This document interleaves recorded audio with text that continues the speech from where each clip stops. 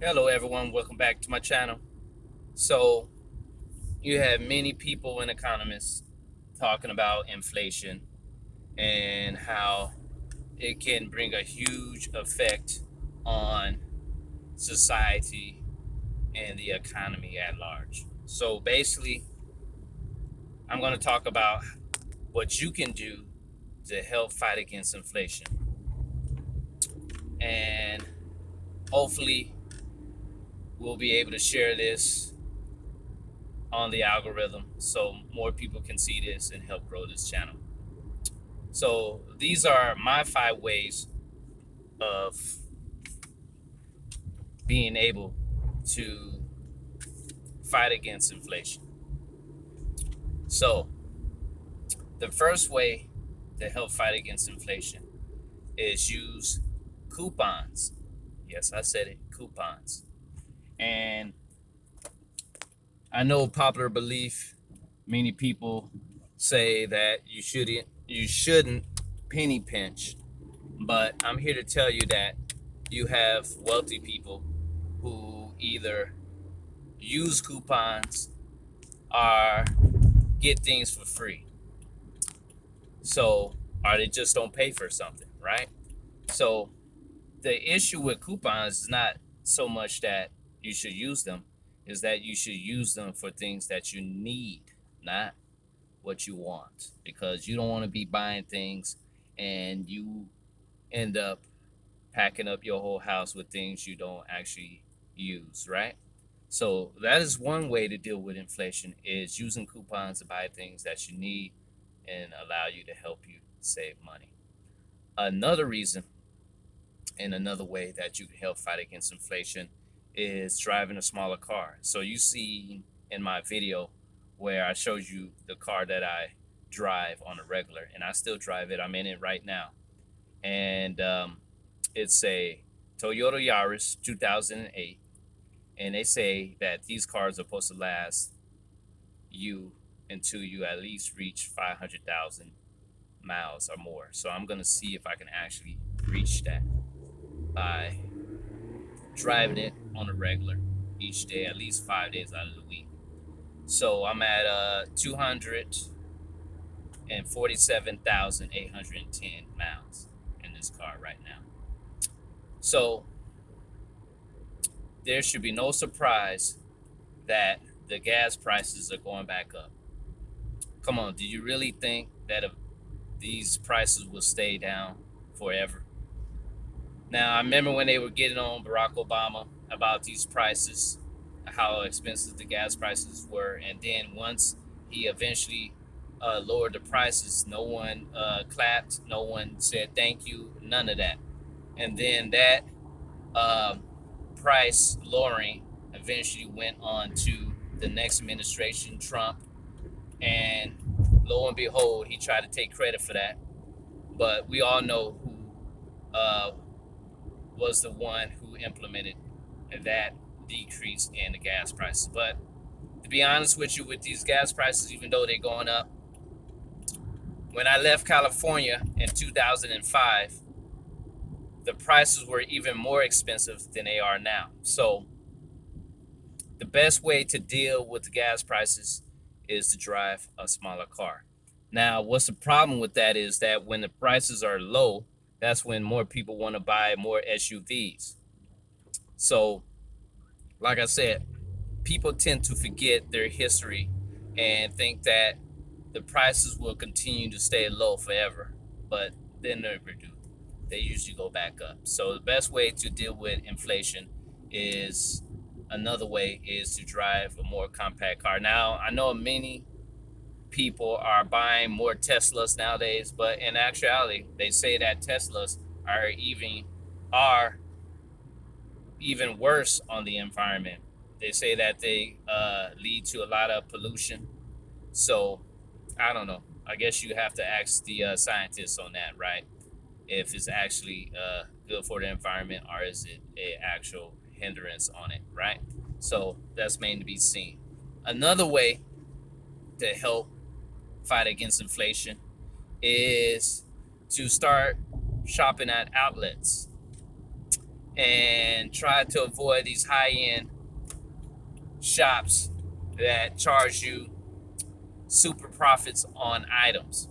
Now, I don't know about you, but I'm a type of person, when I go shopping, when I need something, an item or garment, is I look in the clearance section. Now, I know a lot of people laugh at that and make fun, but that is one way to help fight against inflation, because with inflation, that brings up the prices. So if you can find a pair of pants, a shirt, or even shoes in the clearance rack where you can save 20, 30, 40%, why not do that? you know Even if you can't find clearance. For a perfect example, Levi jeans, right?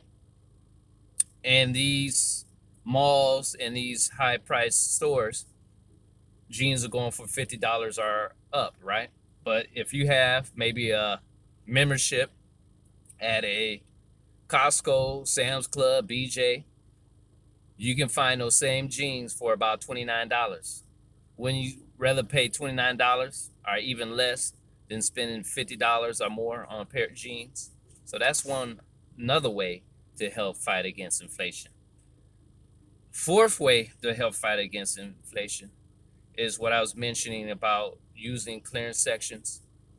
This is something I got from my wife. Before I met her, I used to always shop in the front of the store, but now I avoid all of that altogether and walk in the back and make sure I look in the clearance section instead of trying to buy the latest garment, right? Because those are the garments that are going to be cost higher prices to buy, right? So avoid those, and that'll be another way to help you to avoid inflation.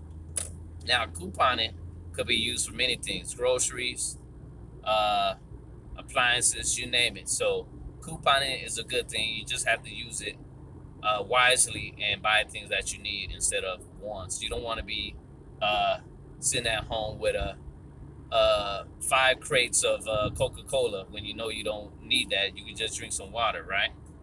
Filter water at that. And then my last thing that I consider a best way to fight against inflation is investing. Instead of people worrying about saving your money, because here's the good thing with saving money: you can use that for a rainy day when things happen in case of emergencies. You can also use that as capital to help buy a house, also help you start your own business, to help you avoid buying so much of a loan. You can limit the amount you can borrow, which will help you save even more money. And another thing that you can use to save money is use some of this to invest into the stock market. That's the best way to grow your money. Instead of trying your hardest to find a bank that give you an extra 1% online, or some other banking outlet for you to get an extra 1% or 2%. It makes no sense to waste your time and energy trying to have 10 banks that'll give you each bank an extra 1%. Why waste your time doing that and giving up all your information to all these different banks? You know that in the years to come, your data will be the most important thing to you, because that's going to tie you to other things, let alone scams and identity theft, right? So we have to try to avoid trying to give up too much information about ourselves to so many institutions, right? So the best way to really grow your money is through investing. That's one of the best ways to help fight against inflation. So if you could just get at least 7% on your money each year, that's even better than having your money in the banks. The reason why you save money and put in the banks is for emergency purposes, not to become rich.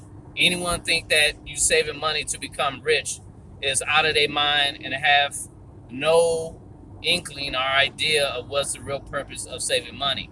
Remember, saving money is to be saved for a rainy day in case of emergencies, and not to become wealthy. When you want to become wealthy, you have to diversify and sign up to a broker's account where you can actually invest into companies that are in the stock market, the S&P 500, things of that nature. That's the only way to help grow your money legitimately. So you don't have to go and open up 5 different bank accounts to get 1%. Just open up a broker account,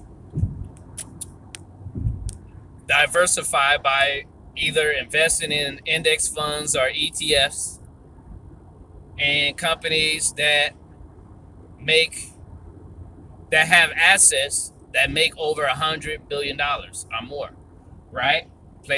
Companies like Amazon, Tesla, Microsoft, right? Google, Facebook, you name it, right? So you can have over 100 to 500 companies, and it's between all 11 sectors from energy to banking to pharmaceuticals, health, you name it. So that will probably be the best option to do instead of day trading individual stocks, buying on margin. All you have to do each month is consistently direct deposit money from your banking account into your broker's account and invest that money into your invested ETF or index fund each month.